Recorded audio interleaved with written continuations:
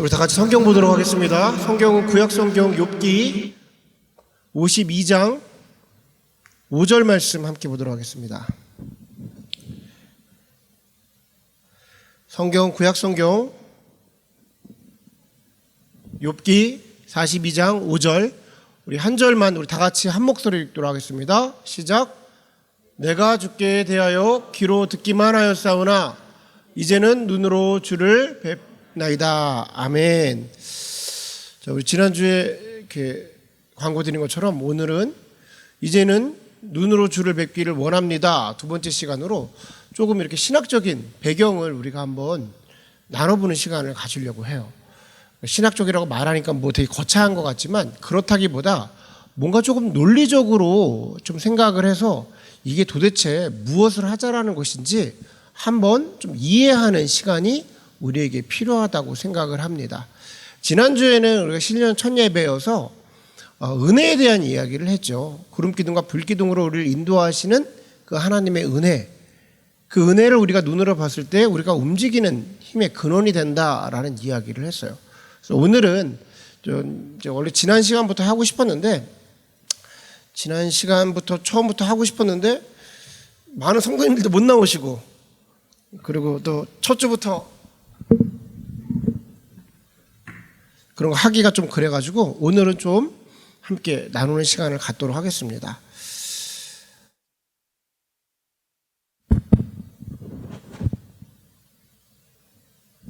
그쪽 사이드 보이시나요? 안쪽으로 보세요.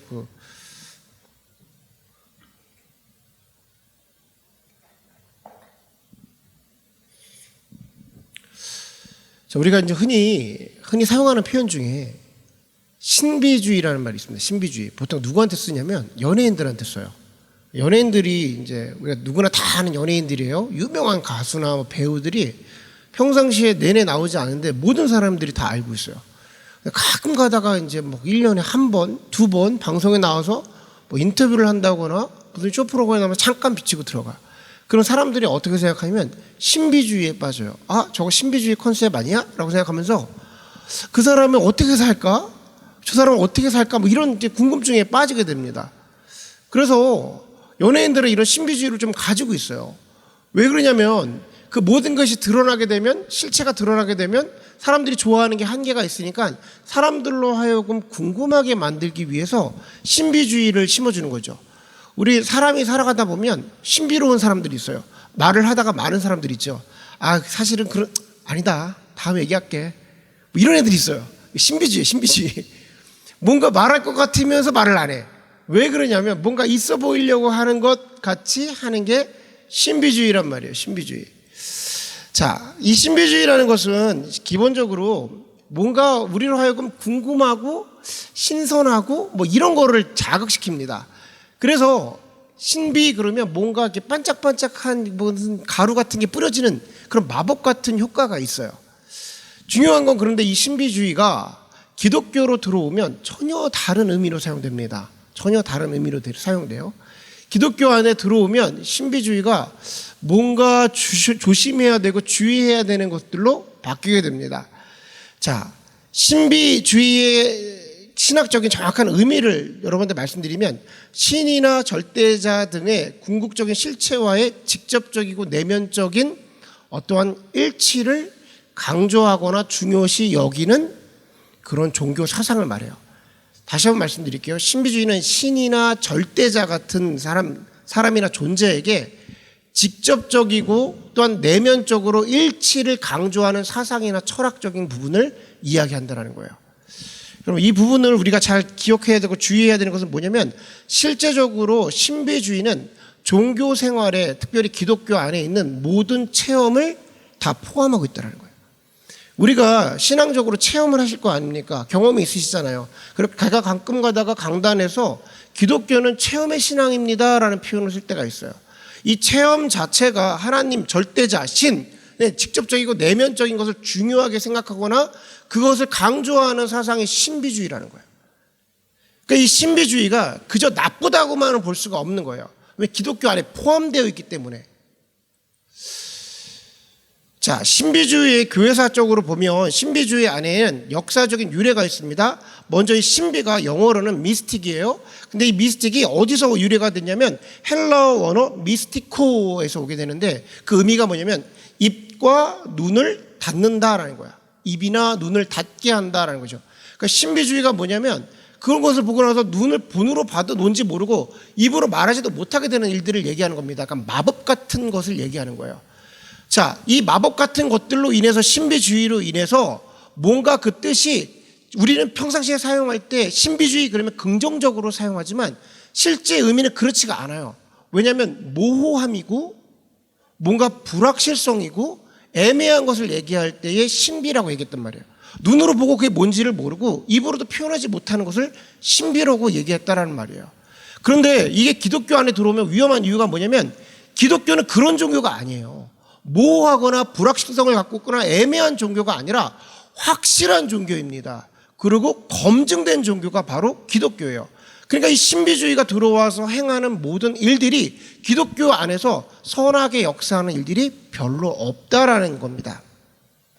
이 말이 무엇이냐면 실제로는 우리가 성경에서 벗어난 모든 종교적 행위는 다 이단적인 신비주의라는 거예요.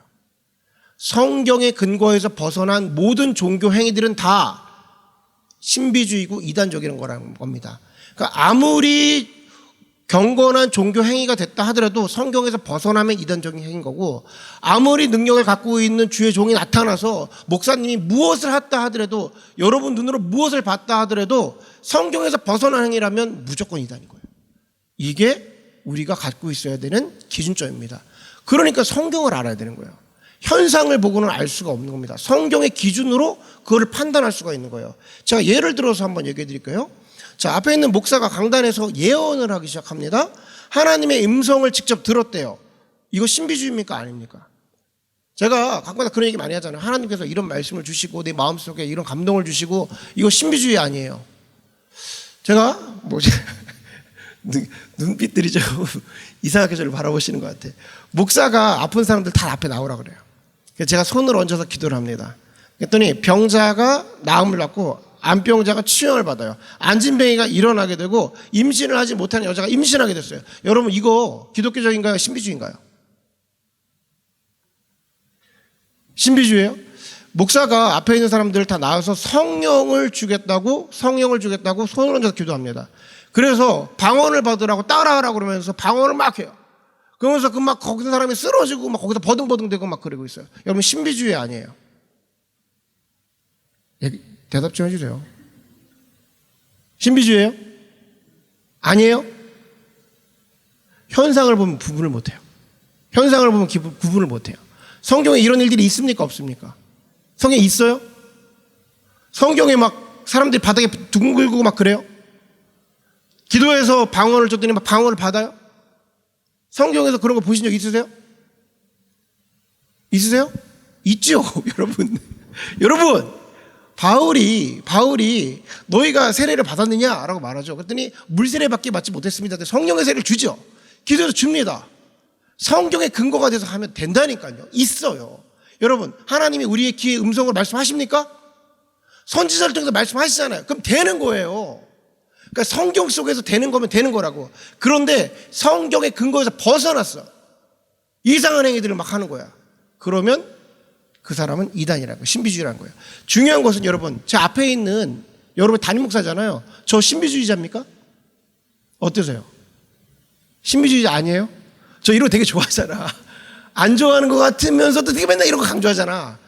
여러분, 그게 성경의 기준으로 봐야 되는데 이렇게 성경이라고 말하는 게 벌써 좀 애매모호하잖아. 아주 디테일하게 들어가야 되는데 하나님이 진짜 뭐라고 말씀하시는지 어떤 마음을 갖고 계시는지를 여러분이 알면 조금 더 그 안에 여러분 안에도 체계가 만들어지는 겁니다. 제가 왜 이렇게 신비주의 같은 것을 얘기하면서 장황하게 얘기하냐면 2022년도 우리 표를 한번 읽어보세요. 다 같이 한 목소리 있습니다. 시작. 여러분, 이보다 신비주의가 없어요. 이보다 신비주의가 없어요. 제가 그 신비주의 잠깐 그 글을 읽으면서 어떤 분이 어떤 목사님이 쓰신 거를 봤더니 신비주의인 교회 그러면서 얘기를 해요. 차트가 한 5-6개가 있어. 첫 번째가 뭐냐면 목사가 하나님의 음성을 들었다고 앞에서 얘기할 때 내가 신비주의가 같아.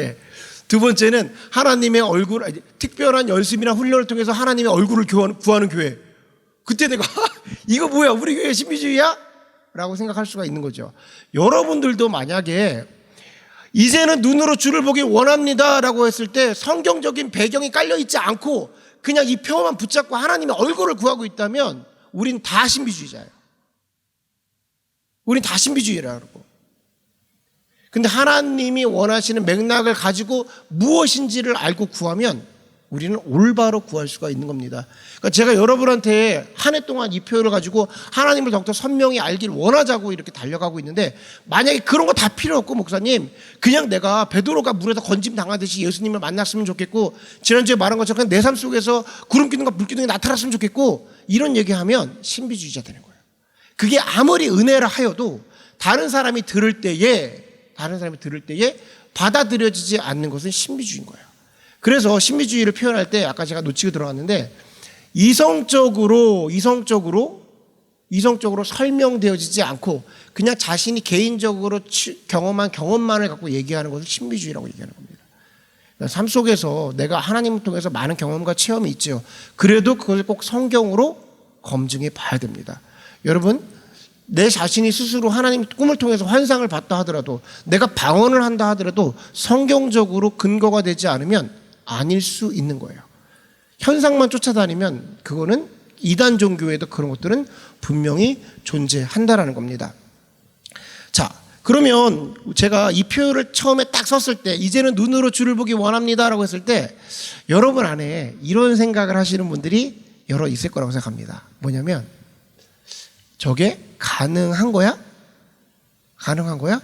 저게 그럴 수 있는 거야? 라고 생각을 하는 거예요. 많은 분들은 이제 저랑 함께 신앙생활을 오래 하셔서 어느 정도 다 이해하셨을 거라고 생각하는데 꽤나 많은 성도님들이 이 표현을 보면서 이제는 눈으로 주를 보기 원합니다. 이게 가능한 거야? 이제는 내가 눈으로 하나님을 보기 원합니다. 이 당시 때 욥이 말한 건 하나님이었잖아요. 하나님을 보기 원합니다. 여러분 이거 가능한 거예요? 자, 여러분한테 물어볼게요. 우리가 하나님을 눈으로 볼 수 있습니까? 제가 물어보는 거예요. 없어요. 이제는 눈으로, 근데 뭐예요, 표가? 영어로 그냥 무어한 거 앞에 그냥 느낌적으로 가자는 거예요? 이거를 알아야 돼요, 이걸. 왜 여러분은 마음속에 이런 생각이, 눈으로 저게 가능한 거야? 하나님 보면 죽는 거 아니야? 여러분 안에 깔려 있어요.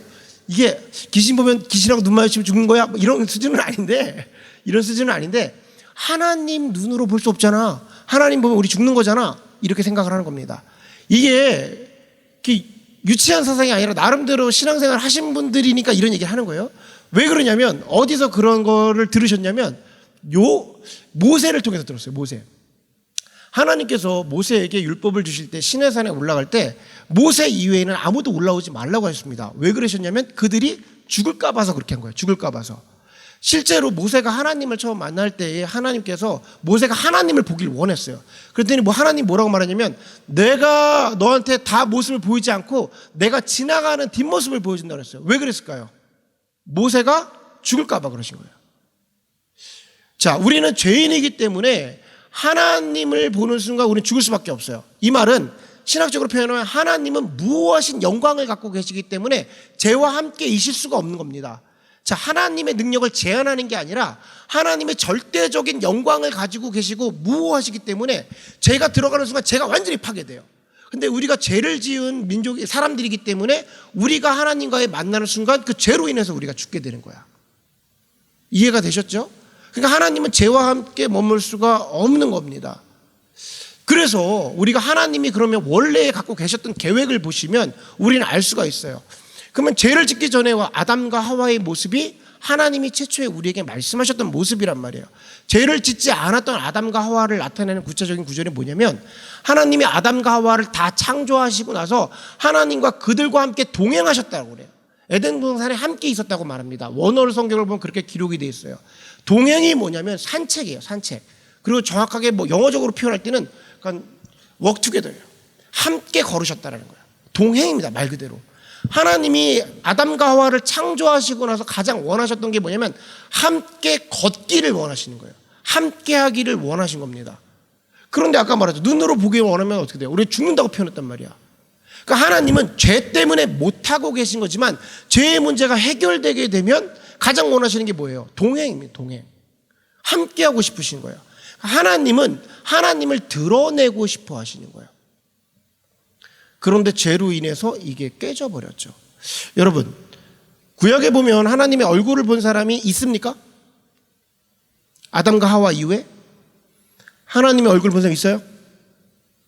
없어요? 보면 죽으니까 예외의 인물이 있습니다. 예외의 인물. 첫 번째가 누굴까요? 그냥 아무거나 해봐요. 제가 혼자 하기 힘드니까 아무거나 알고 있는 거 아무거나 던져봐요. 근데 이사야 포함됩니다. 근데 하나님의 영광, 사실 그 영광의 임재 정도는 다윗도 봐요. 조금 더 구체적이에요. 하나님의 얼굴을 본 사람 에녹이 봅니다. 에녹이 봐요. 에녹이 성경의 기록으로 하나님과 300년을 동행했대요. 그리고 육신을 입은 상태에서 그냥 승천해버려요. 하나님 본 거예요. 이게 불가능하다고 말했잖아요. 근데 됩니다. 근데 에녹을 표현할 때 성경의 기록이 뭐냐면 300년을 하나님과 동행했대요. 이게 보통 일이 아니거든요. 솔직히 제가 정확하게 계산할 수는 없지만 아담보다 더 동행했던 것 같아요. 왜냐하면 아담이 900세, 1000세를 못 살고 죽거든요. 그런데 에덴 동산에서 쫓겨난 시기가 창조되고 나서 얼마인지 정확하게 알 수는 없어요. 그런데 가인과 아벨을 낳잖아요. 그러고서 그들이 지난 시기가 있으니까 아마 뭐 300년 동안 에덴 동산에 살았던 것 같지 않아요. 느낌적으로. 그러니까 떠났으니까 그게 깨졌단 말이죠. 근데 에녹은 그것을 합니다. 자, 그러면 아까 말한 것처럼 인간의 육체를 갖고 안 된다고 말했는데 에녹은 왜 됐냐? 조금 이따가 좀 얘기해 드릴게요. 두 번째 인물이 있습니다. 두 번째 인물 누구죠? 같은 맥락에서 엘리야예요. 엘리야가 육체의 죽음을 보지 않고 불병거를 타고 하늘로 승천합니다. 엘리야가 그것을 이루어내죠. 근데 여기서 불병거라고 표현한 것이 눈에 보이는 불병거일 수도 있지만 실제적으로는 성령으로 해석이 되어야 되는 거예요. 성령에 이끌리어 하늘에 올라가게 된 겁니다. 그거를 사람들의 눈에 볼 때 신약 성경의 기준으로 보면 불병거를 타고 올라간 것이 된 거예요. 그러니까 같은 맥락에서 이해하자면 에녹도 300년 동안 하나님과 동행했을 때 누구의 도움을 받았냐? 성령의 도움을 받았다고 신학적으로 얘기를 할 수가 있습니다. 이게 모호한 영역이에요. 그들의 기사가 많지 않기 때문에. 근데 이런 해석의 여지가 있다는 겁니다. 왜 그러냐면 하나님이 예를 들어서 이런 겁니다. 하나님이 220볼트야. 근데 그래 죄인이어서 100볼트가 됐어. 꼽으면 어떻게 되죠? 터지는 거야. 그러니까 커넥터가 필요해. 그게 성령님이에요. 성령님이 뭘 도와주냐? 나와 하나님을 연결하는 걸 도와준단 말이에요. 구약시대 때 그것을 가망하게 했던 것이 성령님이었습니다. 신약으로 넘어와서는 예수 그리스도의 보혈의 피에 힘입어서 누가 하나님을 보게 되죠? 하나님 본 사람 누구예요? 예수님 빼고. 여러분이 다 아는 사람들이에요. 제가 이렇게 돌려서 얘기해서 그렇지. 바울입니다. 바울이 3천층에 올라가게 되죠. 천국에 간 겁니다. 실제로 천국에 간 거예요. 그래서 자신이 천국을 보고 하나님의 나라를 경험한 거예요. 이게 구약의 의미가 예를 들어서 에녹이 하나님 나라 간 거랑 이 엘리야가 하나님 나라 간 거랑 신약에서 바울이 간 거랑 동일한 겁니다. 한 명 더 있어요. 여러분 아주 선명하게 성경에서 조금 지금 이 세 명과는 조금 다른 맥락이어서 제가 맨 마지막에 얘기했는데 한 명, 이 사람은 성경에 그가 하나님의 얼굴을 대면했다고 나와요. 누굴까요? 누구? 사도 요한? 구약에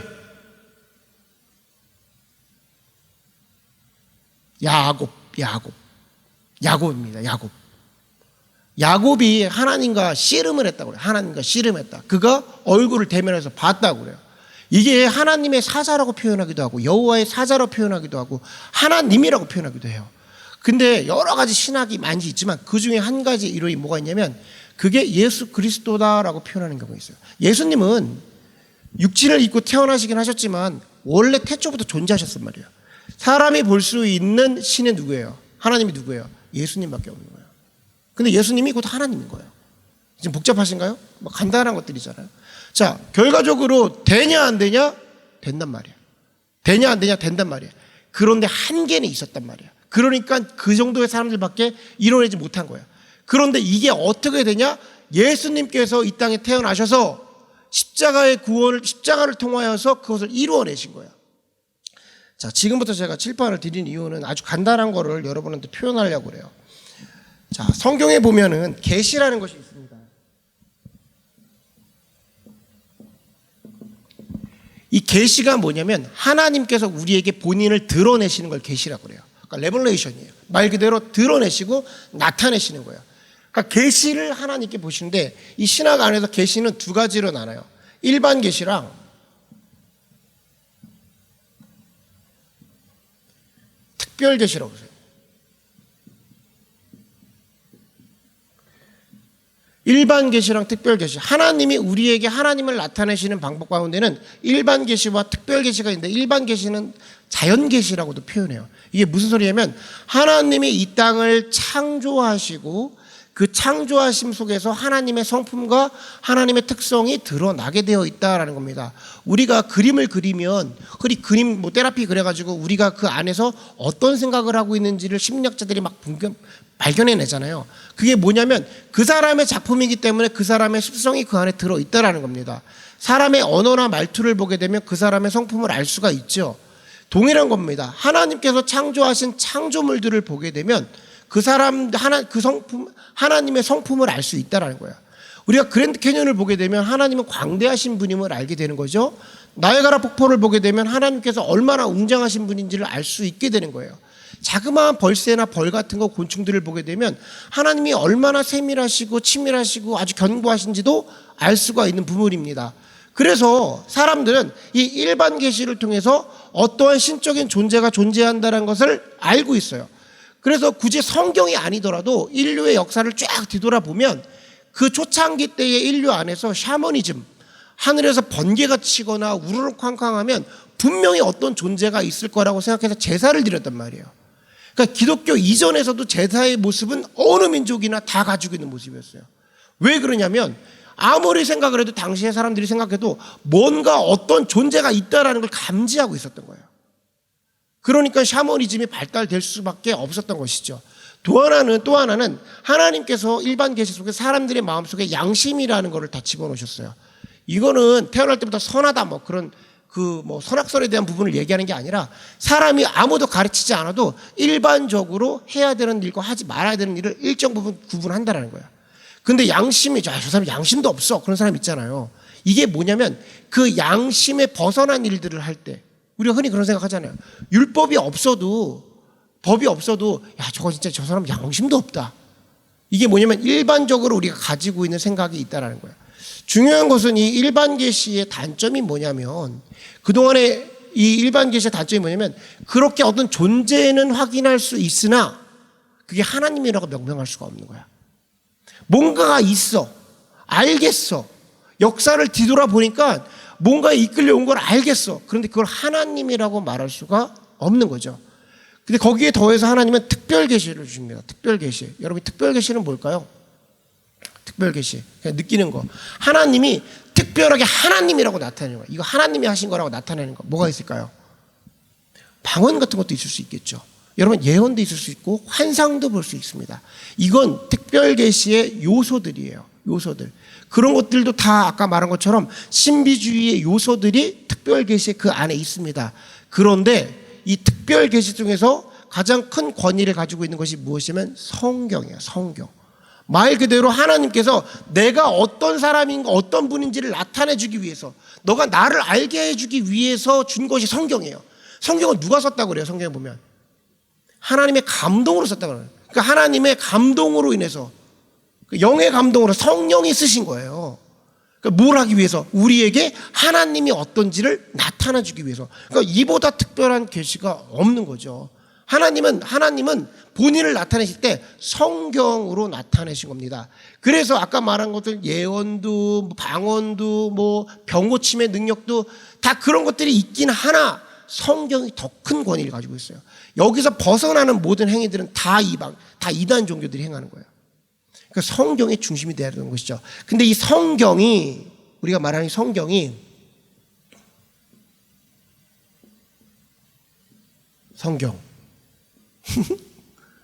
성경아, 이 성경이 말하는 게 뭐예요? 성경이 드러내고 있는 게 뭐예요? 예수 그리스도. 예수 그리스도죠. 예수 그리스도. 그래서 특별 계시의 최고 권위를 가지고 있는 것은 성경책인데 그 성경의 실체로 말하는 것은 예수님이다. 여러분, 계시잖아요. 하나님이 자기를 드러내는 게 계시인데 예수님은 육체에 성육신 하셔서 이 땅에 오셨어요. 이 땅에 오셨어요. 왜 오셨어요? 예수님이 이 땅에 왜 오셨어요? 죄의 문제를 해결하기 위해서. 죄의 문제를 해결하면 하나님은 뭘 할 수 있어요? 우리와 함께 걸을 수 있어요. 동행하실 수가 있는 거야. 그러니까 예수님이 하신 십자가의 일은 보통의 일이 아닌 거예요. 왜 보통의 일이 아니냐면 우리는 이렇게 생각하는 거예요. 얼마 전에 나 교회 다니다가 누구 집사님들 시험 들었어. 나 진짜 2달 전에 시험 들었는데 지금 좀 회복했어. 좀 살아났어. 이런 얘기 많이 하죠. 그 회복 맞아요? 하나님의 회복은 우리가 지난주에 시험 들었다가 오늘 좀 이제 기도하게 되는 게 회복이 아니에요. 하나님의 회복은 완전히 기준은 아담과 하와예요. 하나님이 태초에 아담과 하와를 창조하시고 그들과 걸었단 말이야. 함께 했단 말이야. 내가 가지고 있는 기쁨과 평안과 안위를 다 아담과 하와에게 주셨단 말이야. 하나님이 우리에게 원하시는 회복의 기준은 바로 아담과 하와예요. 그럼 우리의 기준은 어디냐면 그리스도의 장성한 분량, 곧 아담과 하와예요. 그리스도가 무엇이냐 둘째 온 아담이라고 표현한단 말이에요.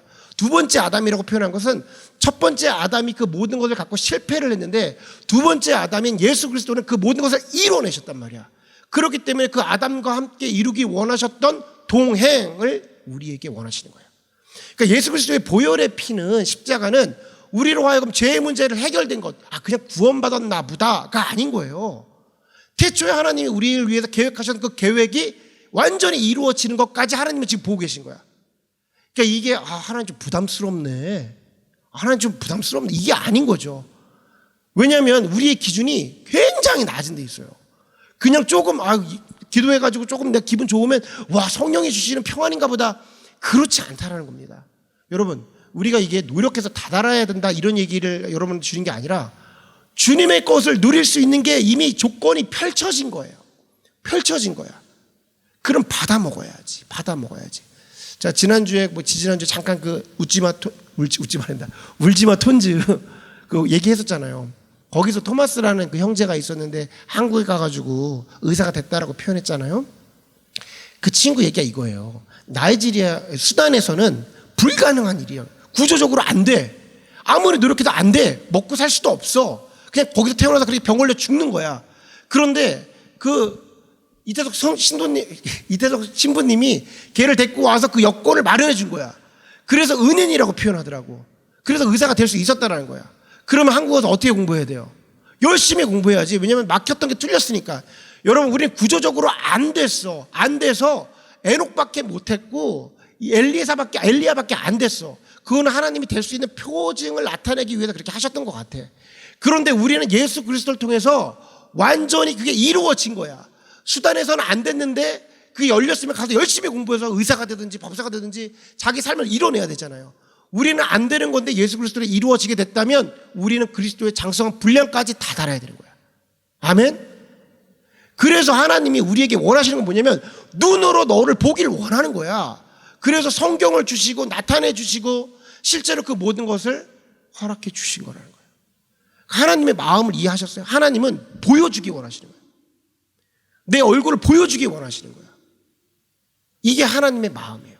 구약에는 할 수가 없었어. 하나님이 너가 죽을까 봐. 하나님 마음은 동일합니다. 사랑이에요. 네 그 신의 들어오지 마. 내 영광 가운데 너 죽을까 봐. 너 나 쳐다보지 마. 내가 지나갈 테니까 내 뒷자락만 봐. 솔직히 하나님이 모세에게 얼마나 본인이 보여주고 싶으셨으면 내가 지나갈 테니 뒷모습을 보라고 말씀하셨겠어요. 그냥 하나님이 나는 하나님이야 라고 하면 되잖아요. 네가 니까짓 게 뭘 알아서 뭐해. 나 하나님인데. 그러면 끝나는데 하나님의 마음이 그러시지 않은 거예요. 그거라도 좀 교제하자라는 거죠. 내가 이렇게 살아있어. 실체야. 나는 하나님이야. 경험케 시키고 싶으신 거예요. 여러분, 하나님의 사이드에서 이걸 바라봐야 됩니다. 이제는 눈으로 주를 보길 원합니다가 우리 사이드니까 뭔가 다 달아야 될 것 같고 내가 막 끄집어내야 될 것 같고 그런 게 아니라 하나님이 그 얼굴을 지금 우리에게 비추시고 계신 거예요. 계시하신 거야. 예수 그리스도를 통해서 그 2000년 동안 2000년이 아니다. 5000년 동안 그 어려운 일들을 십자가에서 이루어내신 거야. 그래서 우리로 하여금 너네가 이제 예전에 내가 처음 지었던 아담과 하와 같이 이루어낼 수 있어 라고 말해요. 그리스도의 장성한 분량에 다다를 수 있어. 가능성을 완전 열어주신 거죠. 아멘입니다 이건. 그런데 실제 우리의 모습을 한번 봐보세요. 안 돼. 자, 신학을 얘기하니까 막연하고 그랬어? 이해가 좋아. 근데 안 돼. 현실에서. 왜 안 돼요? 현실에서 왜 안 돼? 나의 의로 할 수가 없으니까. 하여할 수가 없으니까. 그러니까 예수님이 승천하실 때 뭐라고 그래? 제자들한테 예루살렘을 떠나지 말고 성령이 올 때까지 기다려야 거예요. 그 성령님의 이름은 보혜사 성령님이야. 아멘. 이게 아멘인 거예요. 예전에 성령님은 몰랐어. 알 수가 없었어. 그냥 성령이 있다라는 거 알고 기록에 몇 개 기록되어 있었어. 구약에 있는 거 존재는 알았어. 그런데 예수님이 뭐라고 말하냐면 보혜사 성령님이 오실 거야. 이 보혜사 성령은 뭐예요? 도우시는 하나님, 영어로는 카운셀러라고 표현하기도 하고, 우리로 하여금 무언가를 도와줘. 뭘 도와줘? 아까 같이 성령님이 구약에서 뭘 도와줬어? 안 맞는 걸 도와주셨지. 뭐냐면 220V인데 100V랑 연결이 터지니까 그걸 도와주셨단 말이야. 그래서 에녹은 갔어. 그리고 엘리야도 갔어. 근데 우리는 지금 누가 있어요? 그 컨버터가 있잖아. 예수 그리스도로 인해서 이어져 버렸어. 그 예수님이 계속해서 우리 안에 드러날 수 있도록 보여주시는 게 성령님이에요. 여러분, 예수님 지금 이 방 안에 계셔요, 안 계셔요? 계세요? 우리 함께 계세요? 땡! 예수님은 우리와 함께 계시지 않아. 여기 계시면 곤란해. 예수님은 하늘 보좌 옆에 계셔요. 그래서 우리가 두 손 들고 하늘 보좌를 바라보는 거야. 여긴 예수님이 안 계셔요. 여기 근데 누가 계셔요? 성령님이 계시죠. 하시는 일은 우리로 하여금 이 안에 예수님과 함께 계심을 알게 해주시는 거야. 성령님이 예수님을 드러내 주시는 거야. 예수님은 하늘나라에 계셔. 좀 있으면 오셔. 지금 여기 와 계시면 곤란해. 좀 있으면 우리가 그분이 재림을 기다리고 있는 거야. 그러니까 성령님이 계셔야 이 성령을 통해서 하나님을, 예수님을 볼 수가 있는 거예요. 성도는요, 이 성령님을 발견하지 못하고 신앙생활 할 수가 없습니다. 자, 장담합니다. 성령님을 발견하지 못하고는 신앙생활을 할 수가 없어. 세상은 사단이 권세 잡은 사람 곳이기 때문에 그래요. 세상이 만만하지 않아요. 제가 계속해서 표현하잖아요. 세상 가운데 신앙생활하는 게 어려운 거라고요. 교회에서 신앙생활하는 건 하나도 어렵지 않아. 하나도 어렵지 않아. 그래서 제가 이거 벌써 말하면 안 되는데, 제가 이런 생각을 해서 지난주에 이렇게 묵상을 하는데, 누가복음을 묵상을 하면서 사가랴를 보면서 또 여러 가지 이제 거기서 나오는 인물들이 보면서 제가 아침에 묵상을 할 때 거기서 한 7, 8명 이렇게 들어와 계시거든요. 근데 너무 감사한 거야, 우리 집사님들이. 그러니까 감사하고 정확하게 말하면 대단해 보이는 거예요. 왜 그러냐면 가만히 제가 저를 분석하니까 내가 목사가 아니었다면, 전 구조적으로 목사니까 말씀을 준비해야 되고 기도를 해야 된단 말이에요. 그걸 안 하면 내 일이야. 여러분이 출근하듯이 제 일이에요. 근데 내가 이런 생각을 했어. 내가 만약에 목사가 아니었으면 우리 집사님들처럼 저렇게 열심히 나올 수 있을까? 주성식 사람처럼 맨날 이렇게 묵상하시고 아침에 나와서 이렇게 할 수 있을까? 나 뭐라고 판단을 내렸냐면, 좀 창피한 얘기지만 안 했을 것 같아. 목사가 자꾸만 아침에 새벽 예배 나오라고 그러고 전화기 하자고 막 정교회 새벽 예배 하자고 막 나오라고 그러면, 제가 만약에 그냥 목사가 아니었으면 귀찮고 싫었을 것 같아. 저도 뜨거웠거든요. 저도 청년 때 뜨거웠단 말이야. 그런데 그 신앙을 계속 사회생활하면서 유지할 수 있었을까? 굉장히 어려운 거예요. 여러분들이 지금 신앙생활하는 게 굉장히 어려운 겁니다. 그건 확실해요. 그런데 이중직분을 가지고 계시기 때문에 세상에 갖고 있는 그 세상의 풍조와 세상에 가지고 있는 그 유혹하는 그 모든 것들 가운데 신앙을 지키는 게 굉장히 어려워요. 그래서 성령이 없이는 불가능합니다. 불가능해요. 자, 어제 우리가 이제 새벽 예배하면서 제가 설교한 것 중에 이런 표현을 썼어요. 천국은 마치 땅 속에 숨겨놓은 보화와 같다는, 보화. 이게 예수님이 하시는 워딩이에요. 예수님이 너희들에게 천국을 얘기해 주신 거야. 정확하게 표현하면 하나님의 나라는 땅 속에 숨겨놓은 보화와 같다라고 표현했어요. 무슨 소리냐면 제가 어제도 얘기했지만 옛날에 이스라엘 사람들은 바벨론에 끌려갈 때에 다 금방 돌아올 줄 알고 자신이 갖고 있는 모든 보화를 땅속에 숨겨놨단 말이야. 금방 돌아올 거라고 생각했지. 못 왔어. 400년 600년 못 왔어. 그래서 땅속에 그냥 숨겨주고 사라진 거야. 예수님 당시에 시간이 들어와서 막 땅을 일꾼이 일구다가 딱 뭐가 발견했는데 그 안에 보화, 말 그대로 보물 상자가 들어있는 거야. 어마어마한 재물이 있으니까 집에 가서 내가 가지고 있는 것을 모든 걸 다 팔아서 그 땅을 사버리는 거야. 왜 그러냐? 당시에는 땅 주인이 보화의 주인이야. 보물을 내가 중에다 가져가면 안 돼. 다 뺏겨. 그러니까 내가 가지고 끌어들일 수 있는 모든 걸 다 끌어들여가지고 그 땅을 사버리는 겁니다. 왜냐? 보화가 훨씬 더 귀하니까. 천국은 그런 거야 라는 거예요. 근데 우리가 천국을 어떻게 발견해요? 하나님 나라를 어떻게 발견해요? 성령님을 통해서만 볼 수 있어요. 그러니까 보화가 뭐냐면 성령님이에요. 보화가 뭐냐면 성령님이에요. 여러분이 성령 세례를 통해서 성령을 체험할 때 하나님의 나라를 보게 되는 거예요. 그때에 내가 다 투자하는 거야. 그때에 내가 이중직분인 걸 확실히 알게 돼. 성령을 경험하지 못하고 교회 다니시는 분들은 죄송하지만 좀 이렇게 표현할게요. 아직 발견해야 할 것들이 있어요. 깨달아야 할 부분이 있어요. 그냥 말씀을 듣고만 알 수가 없는 거야. 성령님을 통해서 그 하나님이 나를 위해서 무엇을 하셨는지를 깨닫게 해주시고 내가 삶 속에서 예수님을 떠올릴 수 있는 성령 세례를 받으셔야 됩니다. 이 성령을 통해서 우리가 주 얼굴을 볼 수가 있는 거예요. 눈으로 하나님을 볼 수가 있는 거예요. 여러분 성령님을 체험하면요 눈으로 주를 보기를 원합니다. 가능한 거예요. 그러니까 우리가 무엇을 구하는 거예요? 성령의 임재를 구하는 겁니다. 자, 어제 표현했듯이 그 예수님이 탄생했을 때 목자들이 왔단 말이에요. 목자들이 왔는데 목자들은 되게 가난한 사람이라고 그랬잖아요. 그래서 양을 한 마리라도 놓치게 되면 잃어버리게 되면 다 변상해내야 돼. 변상할 능력도 없으니까 양을 치고 있는 건데. 그런데 예수님이 왔다고 천사들의 보고를 듣고 천군 천사를 눈으로 보니까 어떻게 해요? 양들을 뒤로 하고 바로 달려갑니다. 예수님에게. 여러분 우리가 현실 가운데 살아가면서 이 일이 쉬운 일이 아닌 거예요. 현실의 삶을 살기가 어렵습니다. 현실이라는 부분이 분명히 있어. 그런데 우리가 그것을 할 수 있는 사람들은 누구예요? 대단히 목회자들인 것 같죠. 제가 그렇게 직설적인 표현을 하자면 선교사님입니다. 저는 목회자들보다 일단 같은 거긴 한데 선교사님들이 좀 외적으로 더 극단적으로 가시기 때문에 선교사님들 보세요. 우리가 다 선교사님들이 꼭 의사는 아니지만 그 의사가 세상에서 좀 이렇게 능력 있고 잘 살 수 있으니까 뭐 치과 의사였는데 뭐 아프가니스탄 갔습니다. 뭐 이런 분들 많이 보잖아요. 제가 아시는 선교사님 중에 한 분은 압구정 2번 출구에서 성형외과 했대. 인생 핀 거야. 끝났어. 근데 하나님 부르셨대. 너 나랑 같이 아프가니스탄 가자고. 잠깐만 이런 얘기 하니까 선교하기 싫은 것이죠, 여러분. 그러니까 무슨 소리냐면 근데 그분이 그때 제가 표현하는 걸로는 자기가 꼬물꼬물한 김밥을 손에 쥐고 있더래. 은박지에 쌓인 거. 근데 하나님이 저 하늘에서 갈비를 굽고 계시더라는 거야.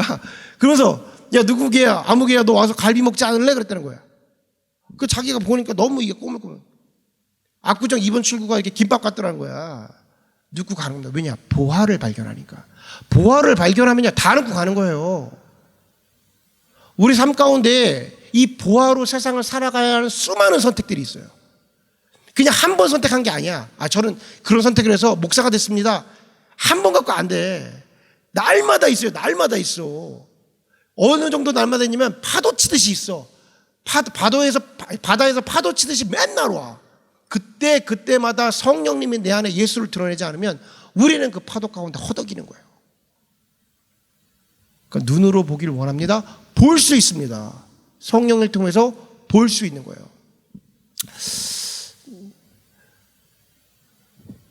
어제 표현으로 제가 인생의 일모작이라는 표현을 썼어요. 인생 일모작.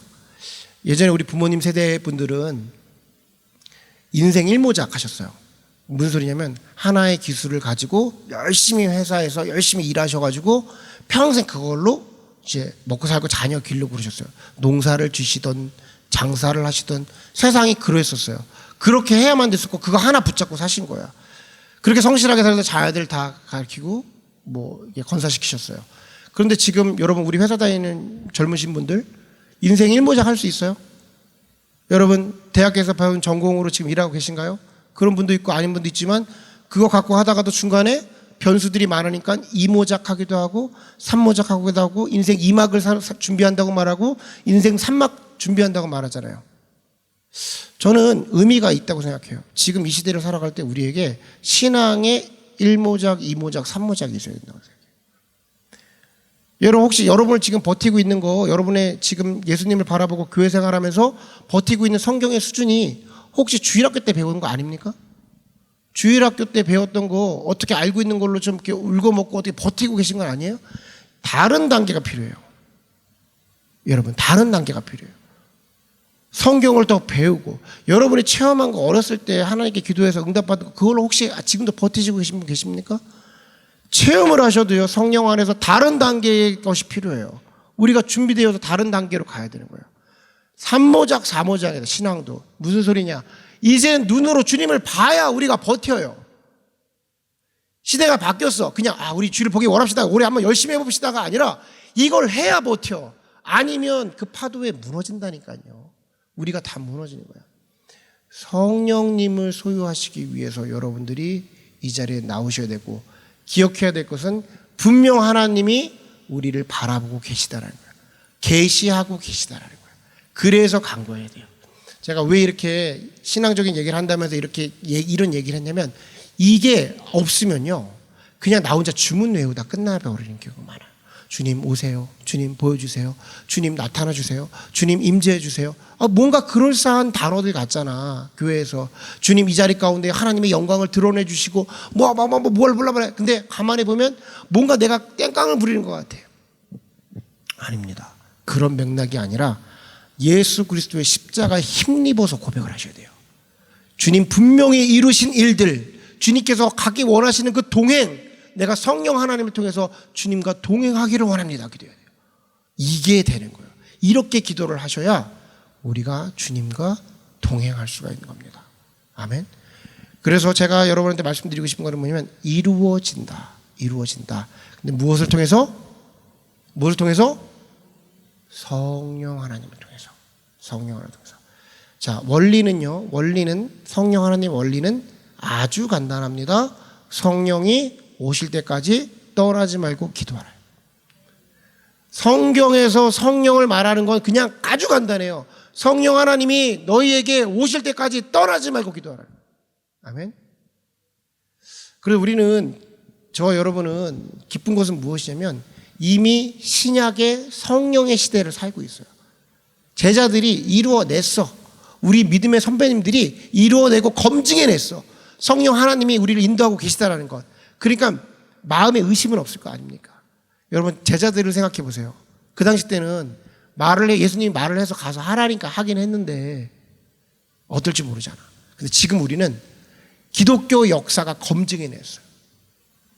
성령을 받은 사람들이 있다는 것, 성령을 통해서 하나님을 볼 수 있다는 것. 자, 여러분, 신비주의 안에 들어가지 않으셨으면 좋겠어요. 이 단어를 보고 신비주의라 생각하는 일말의 것도 없으시길 바라요. 우리가 성경을 보고 성경에서 말하는 성령 하나님을 통해서 하나님의 나라를 발견하면 그리스도의 장성한 분량을 따라서 그 안에서 하나님과 동행하는 겁니다. 한번 머릿속으로 상상해 보세요. 주님과 동행하는 거예요. 영적인 거창한 임재 가운데 이런 거 말고, 그런 거 있어요. 있는데 그렇게 말하면 다른 사람, 신실한 사람들 금식 40일씩 하는 사람들이 하는 것 같잖아. 그런 거 말고 지금 이 순간 예수님이 나와 함께 어깨동무를 하시고 걸으시는 모습을 상상하시면 돼요. 여러분이 기도의 자리에서 아침에 기도하실 때, 무릎 꿇고 기도할 때 하다못해 남자친구가 뒤에서 안아줘도 기분이 좋은데, 예수님이 내가 알고 있다라고 하면서 함께 기도한다고 생각해서 힘이 난다니까요. 내가 그냥 상상을 하는 게 아니라 성령님을 통해서 우리 옆에서 그 얼굴을 드러내고 계신 하나님을 발견하셔야 됩니다. 바라기는 올 한 해가 우리가 그 성령을 통해서 꼭 이뤄내고 그 하나님과 안에서 그 풍성함을 누리시는 저와 여러분이 되기를 간절히 소원합니다. 아멘. 우리 이 시간에 한번 찬양 한번 부르도록 하겠습니다.